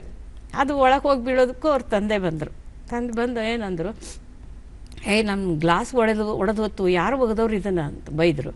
ಆಮೇಲೆ ಅಕ್ಕಿ ಅದು ಪೇಪರ್ ತೆಗೆದಿಟ್ಕೊಂಡ್ಲ ಅವ್ರ ಅಕ್ಕ. ಯಾರೇನೋ ಗೊತ್ತಿಲ್ಲ ಇವು ಅಂತಂದ್ಲು. ಇವು ಹುಡುಗರೇ ಇರ್ಬೇಕು ಅಂತ. ನಾವೆಲ್ಲ ಅಲ್ಲೇ ನಿಂತು ನೋಡ್ಲಿಕ್ಕತ್ತಿದ್ವಲ್ಲ. ಆಮೇಲೆ ಅವ ಏನು ಹೇಳ್ದ, ನಿಮ್ಗೆ ಸಂಜೆ ಮುಂದೆ ಎಲ್ಲರಿಗೂ ಒಂದೊಂದು ಚಾಕ್ಲೇಟ್ ಕೊಡಿಸ್ತೀನಿ, ನಾವು ಒಗದೇನಂತ ಹೇಳಬೇಡ್ರಿ ಅಂತ ಹೇಳ್ದ. ಆಮೇಲೆ ಅವ್ರು ಬಂದ್ಕೊಳ್ಳೋಣ ಇವರೇ ಒಗದಿರ್ಬೇಕು ಅಂತ ಹೇಳಿದ್ಕೊಳ್ಳೋಣ. ಅವ್ರು ನಮ್ಮನ್ನು ಬೈದ್ರೆ ಸುಮ್ಮನಿದ್ವಿ, ಚಾಕ್ಲೇಟ್ ಸಿಕ್ಕು, ಆರಾಮಾಯ್ತು. ಆಮೇಲೆ ಅವ್ರ ಮದುವೆ ಆಯಿತು. ಮದುವೆ ಆದಮೇಲೆ ಅವರು ಇಬ್ಬರು ಜೊತೆಗಿದ್ದದ್ದು ನೋಡಿದ್ವಿ. ತಡಿ ಹೇಳ್ತೇವೆ ನಿಮ್ಮ ಅಪ್ಪಗಂತ. ಅವ ಏನು ಅನ್ಬೇಕು, ಹೇಳು ಹೋಗ್ರಿ ಅಂತ ಹೇಳಿದೆ. ನಾ ಏನು ಹೆದರೋದಿಲ್ಲ, ಹೋಗ್ರಿ ಹೇಳ್ರಿ ಅಂತ. ಇಂಥ ತುಂಟೆ ಚಾಕ್ಲೇಟ್ ಸಿಗ್ಬೋದು ಅಂತ ಏನೂ ಸಿಗ್ಲಿಲ್ಲ. ಇಂಥ ಕೆಟ್ಟ ಕೆಲಸಗಳನ್ನು ಮಾಡ್ತಿದ್ವಿ ನಾವು. ದೇಶಭಕ್ತಿಯಿಂದ ಕೂಡಿರುವಂತಹ ನಿಮ್ಮ 2 ಕೃತಿಗಳ ಬಗ್ಗೆ ನಾನು ಮಾತಾಡಲೇಬೇಕು. ಹಿಂದಿಯಿಂದ ತಾವು ಅನುವಾದ ಮಾಡಿರುವಂಥ ಸಾವರ್ಕರ್ ಭಾಗ 1 ಈಗಾಗಲೇ ಎಲ್ಲ ಓದುಗರು ಓದಿದ್ದಾರೆ. ಭಾಗ 2 ಇನ್ನು ಬರಿತಾ ಇದ್ದೀರಿ. ಸುಮಾರು 600 ಪುಟಗಳಿದ್ದಂತಹ ಪುಸ್ತಕ ಭಾಗ 1 ಸಾವರ್ಕರ್ ಅವರ ಕುರಿತಾಗಿ ಏನು ಹೇಳ್ತೀರಾ? ಅದು ಸಾವರ್ಕರರ ಆತ್ಮಕಥೆ, ಅವರೇ ಬರೆದದ್ದು. ಜಿ.ಬಿ. ಹರೀಶ್ ಅವರು ಮಾಡ್ಲಿಕ್ಕತ್ತಾರ. ಇನ್ನೊಂದು 2 ತಿಂಗಳೊಳಗೆ ಆಗ್ಬೋದು ಅಂತ ಹೇಳ್ಯಾರ ಅವರು. ನೋಡ್ಬೇಕು ಅದನ್ನು. ಸಾವರ್ಕರರು ಅನುಭವಿಸಿದ ಎಲ್ಲ ಕಷ್ಟಗಳನ್ನು 50 ವರ್ಷ 25 ವರ್ಷದ ಯುವಕನಿಗೆ 50 ವರ್ಷ ಶಿಕ್ಷೆ ಅಂಡಮಾನದಲ್ಲಿ ಏನಾಗಿರ್ಬೇಕು ಅವ್ರ ಪರಿಸ್ಥಿತಿ. ಮುಂದೆ ಅದೆಲ್ಲ ಕಡಿಮೆ ಆಗ್ತದೆ, ಆದ್ರೂ ಅಲ್ಲಿಯ ಊಟ, ಅಲ್ಲಿಯ ಇದು ಬಹಳ, ಅಂಡಮಾನದಲ್ಲಿ ಎಲ್ಲರೂ ಬಹಳ ಕೆಟ್ಟ ಇದನ್ನ ಅನುಭವಿಸ್ಯಾರ, ಪರಿಸ್ಥಿತಿಯನ್ನು ಅನುಭವಿಸ್ಯಾರ. ಅದನ್ನ ಓದಿದ್ರೆ ಕಣ್ಣಾಗ ನೀರು ಬರ್ತಾವ. ನಿಜವಾಗ್ಲೂ ಅಂಡಮಾನಲ್ಲಿ ಅವರ ಜೈಲು, ಅವ್ರು ಅನುಭವಿಸಿದಂಥ ಶಿಕ್ಷೆ ಇವೆಲ್ಲವನ್ನ ನೋಡ್ತಾ ಇದ್ರೆ ಆ ಒಂದು ಪ್ರತಿಯೊಂದು ಜೈಲಿನ ಸೆಲೆಗಳಿಗೆ ಹೋಗ್ತಾ ಇದ್ರು ಪ್ರತಿಯೊಬ್ಬ ಭಾರತೀಯನ ಕಣ್ಣುಗಳು ಒದ್ದೆ ಆಗುತ್ತೆ, ಕೋಪ ಬರುತ್ತೆ. ನಿಜವಾಗ್ಲೂ ಇಷ್ಟೆಲ್ಲ ಕಷ್ಟಪಟ್ಟಿದಾರ ನಮ್ಮ ಸ್ವಾತಂತ್ರ್ಯಕ್ಕಾಗಿ ಅನ್ನೋದನ್ನ ನಮ್ಮನ್ನ ಆಲೋಚನೆಗೆ ಈಡು ಮಾಡುವಂಥ ಅದ್ಭುತವಾದಂಥ ಸ್ವತಂತ್ರ ಹೋರಾಟಗಾರರು, ಬಹಳ ಕಷ್ಟಪಟ್ಟು ನಮ್ಮ ಸ್ವಾತಂತ್ರ್ಯಕ್ಕಾಗಿ ಹೋರಾಟದವರು. ಈಗ ನಮಗದೆಷ್ಟು ಸುಲಭವಾಗಿ ಸಿಕ್ಕಿದೆ, ಅದರ ಸದ್ಬಳಕೆಯನ್ನು ಮಾಡ್ಕೋಬೇಕು ಅಂತ ಅನ್ಸುತ್ತೆ. ಇಂತಹ ಒಂದು ದೀರ್ಘವಾಗಿ ಚರ್ಚೆ ಮಾಡುವಂತಹ ಲೇಖನಗಳು, ಪುಸ್ತಕಗಳನ್ನು ಕೂಡ ಬರೆದಿದ್ದೀರಿ. ಹಾಸ್ಯ ಲೇಖಕಿಯಾಗಿ ಕೂಡ ಎಲ್ಲರ ಮನಸ್ಸಿಗೆ ಮುದ್ದು ನೀಡುವಂತಹ ಲೇಖನವನ್ನು ನೀಡಿದ್ದೀರಿ. ನನ್ನ ಕೈಲಿ ಹಾಸ್ಯ ರಂಗೋಲಿ ಇದೆ. ಇನ್ನು ಅನೇಕ ಹಾಸ್ಯ ಕೃತಿಗಳನ್ನು, ಲೇಖನಗಳನ್ನು ಬರೆದಿದ್ದೀರಿ. ಅದ್ರ ಬಗ್ಗೆ ಏನು ಹೇಳ್ತೀರಿ? ಹಾಸ್ಯ ಲೇಖನಗಳು ನಮ್ಮ ಜೀವನದಲ್ಲಿ ಅಕ್ಕಪಕ್ಕ ಆಗ್ತಾನೆ ಇರ್ತವೆ, ನಗುತ್ತೇವಿ. ಆದ್ರೆ ಬರೆದಿಡುವಂಥ ಒಂದು ಇದು ಎಲ್ಲರಲ್ಲೂ ಇರುವುದಿಲ್ಲ. ಅದನ್ನ ನಾನು ಬರ್ದೇನೆ. ಈಗ ತಲೆಗೆ ಡೈ ಮಾಡ್ತಾರೆ, ಯೂಶುವಲಿ ಎಲ್ಲರದು ಹೇಳ್ತೀನಿ ನಾನು. ತಲೆಗೆ ನಾನು ಡೈ ಮಾಡಲಿಲ್ಲ, ಯಾಕೋ ಏನೋ ಗೊತ್ತಿಲ್ಲ, ಡೈ ಮಾಡಲಿಲ್ಲ. ಆಮೇಲೆ ನಮ್ಮ ತಮ್ಮನಿಗೆ ಮಗಳು ಹುಟ್ಟಿದಾಗ ಆ ತಮ್ಮನ ಅತ್ತೆ ಏನಂತಾರ, ನನ್ನ ಹೊರ್ಗೆಕ್ಕೆ ತಮ್ಮನ ದೊಡ್ಡ ಅಕ್ಕನೂ ಇದ್ಲು, ಅವಳಿಗೆ ಅತ್ತೆ ಅನ್ಸೋರು, ನನಗೆ ಅಜ್ಜಿ ಅನ್ಸೋರು. ನನಗೆ ಸಿಟ್ಟು ಬರ್ತಿತ್ತು. ಹಿಂಗೆಲ್ಲ ಅನುಭವಗಳಾಗ್ತಾವ. ಆಮೇಲೆ ನೀವು ಮಾರ್ಕೆಟ್ಗೆ ಹೋದಾಗ ಎಲ್ಲರೂ, ಮೊದಲು ನಾನು ಕಲರ್ ಹಾಕಲಿಲ್ಲಲ್ಲ, ಆವಾಗ ನನ್ನ ಕೈಯೊಳಗಿನ ಸಾಮಾನೆಲ್ಲ ತಗೋತಿದ್ರು. ಬರ್ರಿ ಅಜ್ಜಿ ಅಂತ ಹೇಳಿ ಒಳಗೆಲ್ಲ ಸೀಟ್ ಬಿಟ್ಟು ಕೊಡ್ತಿದ್ರು, ಎಲ್ಲ ಮಾಡ್ತಿದ್ರು. ಆಮೇಲೆ ಈ ನನ್ನ ಮಗಳು, ನೀನು ಬಣ್ಣ ಹಚ್ಕೋ ಅಮ್ಮ, ಹಚ್ಕೋ ಅಂತ ಇದನ್ನು ಮಾಡಿದ್ಲು. ಆವಾಗ ಹಚ್ಕೊಂಡಾಗಿನ ಅನುಭವ ಏನು ಅಂದರೆ, ಬಹಳ ಕೀಳಾಗಿ ನಡ್ಕೊಂಡ್ರು ಕೆಲವರು ಬಸ್ನ್ಯಾಗ. ಬಸ್ನ್ಯಾಗ ಒಂಥರ ಮಾಡ್ತಾರಲ್ಲ ಏನೇನೋ, ಅದು ನೋಡಿ ನನಗನ್ನಿಸ್ತು. ಆಮೇಲೆ ಚೀಲಾನು ಯಾರೂ ಇಸ್ಕೊಳ್ಳಿಲ್ಲ, ಆಟೋದವರು ಯಾರೂ ನಿಲ್ಲಿಸ್ಲಿಲ್ಲ ನನಗೆ. ನೀವು ನಿಂತ್ಕೊಡ್ರಿ, ಇವ್ರನ್ನ ಕರ್ಕೊಂಡು ಹೋಗ್ತೀನಿ ಪಾಪ ಅಂದರು. ಇಂಥವೆಲ್ಲ ನೋಡಿದಾಗ ಇದು ಬಣ್ಣ ಹಚ್ಚದೇ ಇರೋದೇ ಚಲೋ ಅನ್ನಿಸ್ತು. ಇದು ಒಂದು ಅನುಭವ ನನಗೆ. ಆಗುವ ಅನುಭವಗಳಲ್ಲೇ ಹಾಸ್ಯವನ್ನು ಹುಡುಕುತ್ತಾ ಹಾಸ್ಯ ಲೇಖನಗಳನ್ನು ಬರೆದಿದ್ದೀರಿ, ವಿಜ್ಞಾನ ಲೇಖನಗಳನ್ನು ಬರೆದಿದ್ದೀರಿ, ಪರಿಸರ ಲೇಖನಗಳನ್ನು ಬರೆದಿದ್ದೀರಿ.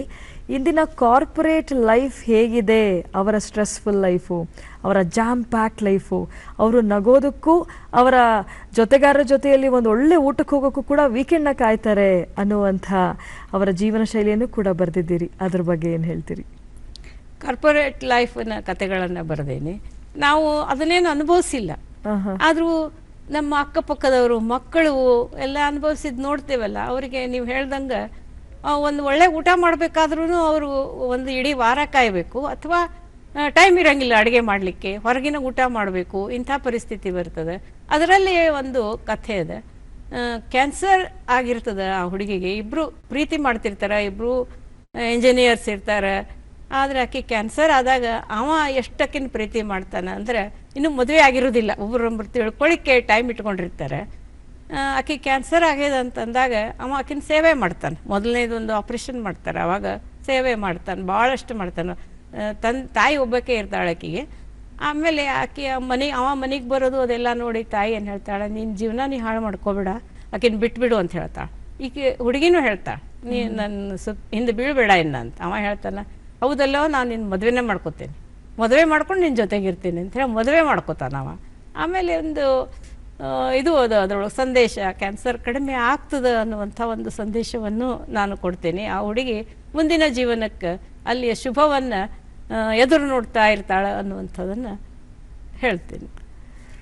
ನಿಮ್ಮ ಸಾಹಿತ್ಯ ಕ್ಷೇತ್ರದ ಕೊಡುಗೆಯನ್ನು ಗುರುತಿಸಿ ಕಿತ್ತೂರಾಣಿ ಚೆನ್ನಮ್ಮ ಪ್ರಶಸ್ತಿ, ಬೇಂದ್ರೆ ನುಡಿಸಿರಿ ಜೀವಮಾನ ಪ್ರಶಸ್ತಿ, ಸಾಹಿತ್ಯಶ್ರೀ ಪ್ರಶಸ್ತಿ, ಇನ್ನೂ ಅನೇಕ ಪ್ರಶಸ್ತಿಗಳು ಅನೇಕ ಸಂಘ ಸಂಸ್ಥೆಗಳು ನೀಡಿದೆ. ಆ ಕ್ಷಣಗಳನ್ನು ಮೆಲುಕು ಹಾಕೋದಾದರೆ ಬಹಳ ಖುಷಿ ಅನ್ನಿಸ್ತದೆ. ಈಗ ತಾಯಿಗೆ ಹೆಂಗೆ ಮಕ್ಕಳು ಹುಟ್ಟಿದಾಗ ಒಂದು ಹುಟ್ಲಿ, ಎರಡು ಹುಟ್ಲಿ, ಗಂಡು ಹುಟ್ಲಿ, ಹೆಣ್ಣು ಹುಟ್ಲಿ, ಆಕೆಗೆ ಎಷ್ಟು ಖುಷಿ ಆಗ್ತದಲ್ಲ, ಅಂಥ ಒಂದು ನಾನು ಒಂದು ಸಾರ್ಥಕ ಇದನ್ನು ಮಾಡಿದೆ ಅನ್ನುವಂಥದ್ದು ಅನ್ನಿಸ್ತದೆ. ಸಾರ್ಥಕ ಜೀವನ ನಂದು ಅಂತ. ಅದಕ್ಕೆ ನನಗೆ ಆ್ಯಕ್ಚುಲಿ ನನಗೆ ಶುಗರ್ ಅದ, ಆಮೇಲೆ ಬಿ ಪಿ ಅದ, ಹಾರ್ಟ್ ಅಟ್ಯಾಕ್ ಆಗಿತ್ತು. ಆದರೆ ನಾ ಏನಂತೀನಿ, ನಾವು ನಮ್ಮ ತಂದೆಗೆ ಇಬ್ಬರೇ ಹೆಣ್ಮಕ್ಳು ನಾವು ನಮ್ಮ ಅಪ್ಪನ ಹೆಸರು ಮುಂದೆ ತರಬೇಕಾದ್ರೆ ಇಂಥ ಕೃತಿಗಳನ್ನು ಬರೀಬೇಕು. ಬರೀ ಮದುವೆ ಗಂಡು ಹುಡುಗ ಮದುವೆ ಮಾಡ್ಕೊಂಡ ತನ್ನ ಅಡ್ರೆಸ್ಸನ್ನೇ ಇದನ್ನ ಮಾಡ್ಕೊಂಡ ಮುಂದೆ ತಂದ ಅಂತಲ್ಲ, ಇಂಥ ಕೃತಿಗಳಿಂದ ತಂದೆ ಹೆಸರನ್ನು ಮುಂದೆ ತರಬೇಕು, ವಂಶದ ಒಂದು ಹೆಸರನ್ನು ಮುಂದೆ ತರಬೇಕು ಅಂತ ಅನ್ನಿಸ್ತು. ಅದಕ್ಕೆ ನಾನು ಹೇಳ್ತೀನಿ, ನಂಗೆ ಟೈಮ್ ಭಾಳ ಇಲ್ಲ, ನಾನು ಬರಿತೀನಿ, ಬರ್ಕೋತಾನೆ ಹೋಗ್ತೀನಿ ನಾನು ಅಂತ ಅಂತೀನಿ. ದಿವಸಕ್ಕೆ ಒಂದು 6-7 ತಾಸು ಕೆಲಸ ಮಾಡ್ತೀನಿ ನಾನು. ಅಷ್ಟೊತ್ತು ನೀವು ಬರವಣಿಗೆಯಲ್ಲಿ ನಿಮ್ಮ ತೊಡಗಿಸ್ಕೊಳ್ತೀರಿ. ನಿಮ್ಮ ಮನೆಗೆ ಯಾರಾದರೂ ಬಂದರೆ ಬನ್ರಿ ಬರ್ರಿ ಕೂರ್ರಿ, ಒಳಗೆ ಬರಿತಾ ಇದ್ದಾಳ ಓದ್ತಾ ಇದ್ದಾಳ ಕರಿತೀನಿ ಅಂತ ಹೇಳ್ತಾರೆ. ಅವರೇ ನಿಮ್ಮ ಪತಿದೇವರು ವಸಂತ ಮಾಧವ್ ಅವರು. ನೀವು ಬರವಣಿಗೆಗೆ ಹೋದ್ರೆ, ನಿಮ್ಮ ಕೋಣೆ ಒಳಗೆ ಹೋದ್ರೆ, ನೀವೇ ಬರೋವರೆಗೂ ಯಾರೇ ಬರಲಿ ಏನೇ ಆಗಲಿ ಅವರು ನಿಮ್ಮನ್ನು ಯಾವತ್ತೂ ಡಿಸ್ಟರ್ಬ್ ಮಾಡಿಲ್ಲ. ಅವರು ಕೂಡ ಉಪನ್ಯಾಸಕರಾಗಿ ಕ್ಷೇತ್ರದಲ್ಲಿ, ಶಿಕ್ಷಣ ಕ್ಷೇತ್ರದಲ್ಲಿ ಸೇವೆಯನ್ನು ಸಲ್ಲಿಸ್ತಾ ಇದ್ದಾರೆ. ಹೇಳಿ, ಅವರ ಸಹಕಾರದ ಬಗ್ಗೆ ಒಬ್ಬ ಒಳ್ಳೆ ಗೆಳೆಯ ನನಗೆ ಅಂತ ಹೇಳ್ತಿದ್ರಿ, ಒಬ್ಬ ಸ್ಟ್ರಾಂಗ್ ಕ್ರಿಟಿಕ್ಸ್ ಅಂತ ಕೂಡ ಹೇಳ್ತಾ ಇದ್ರಿ. ಅವ್ರ ಬಗ್ಗೆ ಏನ್ ಹೇಳ್ತೀರಿ? ಅದು ನಿಜ, ಕ್ರಿಟಿಕ್ ಇದ್ದಾರೆ. ನಾನು ಒಂದು ಸೀರೆ ಇಟ್ಕೊಂಡ್ರು ಸಹಿತ ಇದು ಉಟ್ಕೋಬೇಡ ಇನ್ನೊಂದು ಉಟ್ಕೋ ಅಂತ ಹೇಳ್ತಾರೆ. ಆಮೇಲೆ ನಾ ಏನ್ ಬರೆದ್ರು ಮೊದ್ಲು ಓದ್ತಾರೆ, ಓದಿ ನೀನು ಇದನ್ನ ಹಿಂಗ್ ಬರಿಬೇಕಾಗಿತ್ತು ಹಂಗ್ ಬರಿಬೇಕಾಗಿತ್ತು ಅಂತ ಹೇಳ್ತಾರೆ. ಆಮೇಲೆ ನಾನು ಬರಿತಾ ಕೂತ್ರೆ ಅವರು ಇದನ್ನ ಮಾಡೋದಿಲ್ಲ, ಎಂದು ನನಗೆ ಡಿಸ್ಟರ್ಬ್ ಮಾಡೋದಿಲ್ಲ. ಚಹಾ ಸಹಿತ ತಾವೇ ಮಾಡ್ತಾನೆ ಕೊಡ್ತಾರೆ. ಅಗದಿ ಚಂದ ದಾಂಪತ್ಯ ಅದ ನಮ್ದು. ಆಕ್ಚುಲಿ ನಾವು ಪುಣ್ಯವಂತೆ. ನಿಜವಾಗ್ಲೂ ನಿಮ್ಮ ಕಣ್ಗಳಲ್ಲಿ ಬರ್ತಿರುವ ಈ ಆನಂದ ಬಾಷ್ಪ, ದೇವರು ನಿಮಗೆ ನೀಡಿರುವಂತಹ ಈ ಒಂದು ಅದ್ಭುತವಾದಂತಹ ಸುಖದವಾದಂತಹ ಒಂದು ಬದುಕನ್ನು ಇನ್ನಷ್ಟು ವರ್ಷಗಳನ್ನು ನೀಡಲಿ. ನಿಮ್ಮ ಸಂತೋಷವನ್ನು ಇಮ್ಮಡಿಗೊಳಿಸೋದಕ್ಕೆ ದೇವರು ಮತ್ತೊಬ್ಬರನ್ನ ನಿಮ್ಮ ಜೀವನದಲ್ಲಿ ಕೊಡ್ತಾರೆ. ನಿಮ್ಮ ಮಗಳು, ಅವರು ಅಮೆರಿಕಾದಲ್ಲಿದ್ದಾರೆ ಅಂತ ಹೇಳ್ತಾ ಇದ್ರಿ. ನೀವಿಬ್ಬರು ಕೂಡ ಬಹಳಷ್ಟು ವಿದೇಶ ಪ್ರವಾಸಗಳನ್ನು ಮಾಡಿದ್ದೀರಿ. ಆ ಕ್ಷಣಗಳನ್ನು, ಮಗಳ ಜೊತೆ ಕಳೆದಿರುವ ಕ್ಷಣಗಳನ್ನು, ಅವರ ಒಂದು ಸಾಹಿತ್ಯ ಆಸಕ್ತಿಯ ಬಗ್ಗೆ ಮಾತಾಡೋದಾದ್ರೆ ಏನ್ ಹೇಳ್ತೀರಿ? ಆಕೆನು ಆರ್ಕಿಟೆಕ್ಟ್ ಇದ್ದಾಳೆ, ಆದ್ರೆ ಸಾಹಿತ್ಯದಲ್ಲಿ ಆಕಿದು ಇದು ಭಾಳದ ಆಸಕ್ತಿ ಭಾಳದ. ಅವ್ರು ಏನೇನು ಹುದ್ದೆ ಇದ್ದಾರೆ ಅನ್ನೋದು ನನಗೆ ಇದು ಆಗೋದಿಲ್ಲ. ಅಳಿಯ ರಾಜೇಶ್ ಅಂತ, director of software development of CIM ಅಂತ ಲಾಸ್ ಏಂಜಲೀಸ್ ನಲ್ಲಿದ್ದಾರೆ ಅವರು. ಮಗಳು managing principal at Colliers engineering and design ಅರ್ವೈನ್ದೊಳಗೆ ಮಾಡ್ತಾಳೆ. ಮೊಮ್ಮಗಳು process engineer at Montana photonics ಒಳಗಿದ್ದಾಳೆ, ಬೋಸಿಮಾನ್ ಒಳಗೆ. ಆಮೇಲೆ ಕೊನೆಯವಳು ಇನ್ನು ಕಲಿತಾಳೆ. 1ನೇ ವರ್ಷ ಮುಗಿದಿದೆ, ವೆಟರ್ನರಿ ಇದನ್ನ ಮಾಡ್ಲಿಕ್ಕೆ ತಾಳಕ್ಕಿ.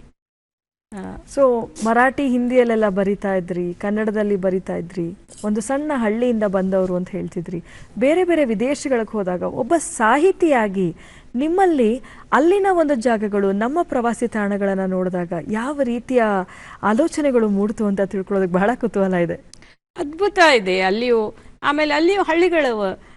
ನಮ್ಮಲ್ಲಿ ಹಂಗ ಕೃಷಿಕರು ಇದ್ದಾರೆ, ಆದ್ರೆ ನಮ್ಮಲ್ಲಿ ಗೌಳಿಗಳು ಒಂಥರ 1-2 ದನಗಳನ್ನ ಸಾಕ್ತಾರೆ. ಅಲ್ಲಿ ಹಾಗಿಲ್ಲ, ದೊಡ್ಡದೊಂದು ಫಾರ್ಮ್ ಇರ್ತದೆ, 500-600 ಆಕಳುಗಳನ್ನ ಜರ್ಸಿ ಆಕಳುಗಳು ಒಂದ್ ಸರ್ತಿ 1 ಬಕೆಟ್ ಹಾಲು ಕೊಡ್ತಾವ ಅಂತ. ಮತ್ತ ನಮ್ಮಲ್ಲಿ ಗೌಳಿಗಳಿಗೆ ಪಾಪ ಅವು ದನಗಳಿಗೆ ಹಾಕ್ಲಿಕ್ಕೆ ಮೇವಿರುವುದಿಲ್ಲ, ಆದ್ರೆ ಅಲ್ಲಿ ಎಂಥ ಒಳ್ಳೆಯ ಮೇವನ್ನ ಹಾಕ್ತಾರೆ ಅವರು.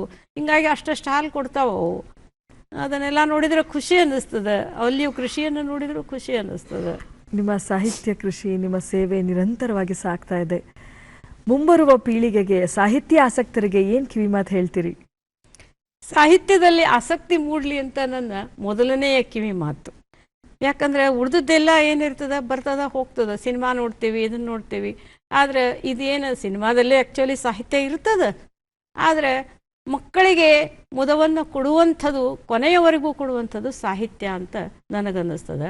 ಮಕ್ಕಳು ಈ ಫೋನ್ನಲ್ಲಿ ನಾನಾ ಥರದ ಇವುಗಳನ್ನು ನೋಡ್ತಾರೆ, ವಿಡಿಯೋಗಳನ್ನು ನೋಡ್ತಾರೆ, ಅವು ಲೈವ್ ಇವನ್ನ ನೋಡ್ತಾರೆ. ಅದೆಲ್ಲದಕ್ಕಿಂತ ಏನು ಅಂತಂದ್ರೆ ಈ ಸಾಹಿತ್ಯವನ್ನು ಅವರು ಆಸಕ್ತಿಯಿಂದ ಕಲಿಬೇಕು ಅಂತ. ಅದಕ್ಕೆ ನಾವು ಏನು ಮಾಡಬೇಕು, ಹಿರಿಯರು ಏನು ಮಾಡಬೇಕು ಅಂತಂದ್ರೆ ಅನುವಾದಗಳನ್ನು ಮಾಡಬೇಕು ಬೇರೆ ಬೇರೆ ಭಾಷೆಗಳಿಂದ. ಅವ್ರಿಗೆ ಇಂಗ್ಲೀಷ್ ಅಷ್ಟೇ ಈಗ ಓದಿಸ್ತಾರಲ್ಲ ಎಲ್ಲರೂ. ಇಂಗ್ಲೀಷ್ ಮೀಡಿಯಂ, ನಮ್ಮ ಕನ್ನಡದ ಕಥೆಗಳನ್ನು ಇಂಗ್ಲಿಷ್ ಮೀಡಿಯಂನಲ್ಲಿ ಅನುವಾದ ಮಾಡಬೇಕು ನಾವು. ಅಂದ್ರೆ ನಾವೇ ಅಂತಲ್ಲ, ಎಲ್ಲರೂ ಅದನ್ನ ಮಾಡ್ಬೇಕು, ಅವ್ರಿಗೆ ಆಸಕ್ತಿ ಹುಟ್ಟಿಸ್ಬೇಕು ಅಂತ ಅನ್ನಿಸ್ತದೆ. ಮತ್ತೆ ಈಗ ಓದುಗರು ಕಡಿಮೆ ಆಗ್ಯಾರ ಅಂತ ಹೇಳ್ತಾರೆ, ನನಗೇನು ಹಂಗ ಅನ್ಸೋದಿಲ್ಲ. ಈ ಫೇಸ್ಬುಕ್ ನಂಥದಲ್ಲೆಲ್ಲ ಬರವಣಿಗೆನೂ ಭಾಳ ಮಂದಿ ಬರೀತಾರೆ, ಓದುಗರು ಸಾಕಷ್ಟು ಇದ್ದಾರೆ ಅಂತ. ನಿಜ. ಅದನ್ನ ಒಟ್ಟಾರೆ ಓದುವ ಹವ್ಯಾಸ ಬೆಳೆಸ್ಕೋಬೇಕು. ಅದು ಸಾಮಾಜಿಕ ಜಾಲತಾಣಗಳಾದ್ರೂ ಆಗ್ಲಿ ಅಥವಾ ಪುಸ್ತಕವಾಗ್ಲಿ ಓದುವ ಹವ್ಯಾಸ ಇರ್ಲಿ ಅಂತ ಹೇಳ್ತೀರಿ. ನಿಮ್ಮ ಈ ಸೇವೆ ನಿರಂತರವಾಗಿ ಸಾಗ್ತಾ ಇರಲಿ. ನಿಮ್ಮ ಬಹಳಷ್ಟು ಕೃತಿಗಳು ಅಚ್ಚಿಗೆ ಸಿದ್ಧವಾಗಿದೆ. ನಿಮ್ಮ ಓದುಗರು ಕಾಯ್ತಾ ಇದ್ದಾರೆ. ಅವರೆಲ್ಲರ ಪರವಾಗಿ, ಎಲ್ಲ ಸಾಹಿತ್ಯಾಸಕ್ತರ ಪರವಾಗಿ, ನಮ್ಮ ಚಂದನ ವಾಹಿನಿಯ ಪರವಾಗಿ ಧನ್ಯವಾದಗಳು. ಧನ್ಯವಾದಗಳು. ಇಷ್ಟುವರೆಗೂ ನನ್ನ ಮಾತುಗಳನ್ನು ಕೇಳಿದ್ರಿ, ನನಗೆ ಪ್ರೋತ್ಸಾಹ ಕೊಟ್ರಿ.